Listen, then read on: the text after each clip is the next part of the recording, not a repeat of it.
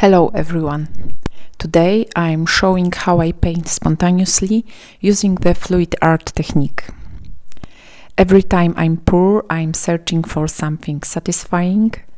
Sometimes it's a beautiful mess, sometimes it just clicks. I love playing with shapes, colors and different pouring tricks. What's more important to you, the final painting or the creative journey? Take a look and discover your answer. I wonder how often were we taught as a children that the final result is the most important thing? How many times did we hear, "Please paint something nice," or "Oh, what a beautiful picture"? But how often did we hear, "Just paint and have fun with it"? I think that social pressure in adulthood, focused on achieving results, also plays a role. But let's get back to painting.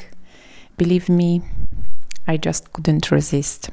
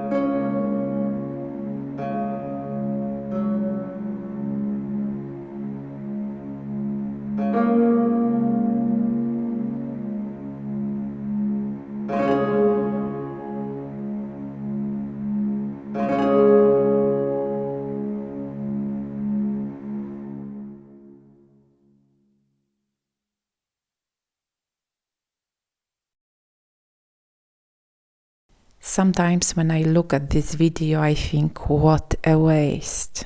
Zero ecological approach, really. But on the other hand, it was so joyful. And when I look at the final result, I still remember that joy. I let the painting to dry for a bit and noticed a yellow leaf on my table from this little guy. It gave me an idea, so I used it to add some extra spikes, more exactly some extra thorns. I finally landed on something that made me smile, a big purple and white spine right across a vibrant, colorful background. It's like the painting found its own backbone full of energy. Honestly, not only the third version made me happy. I just wanted it to be even more saturated with colors.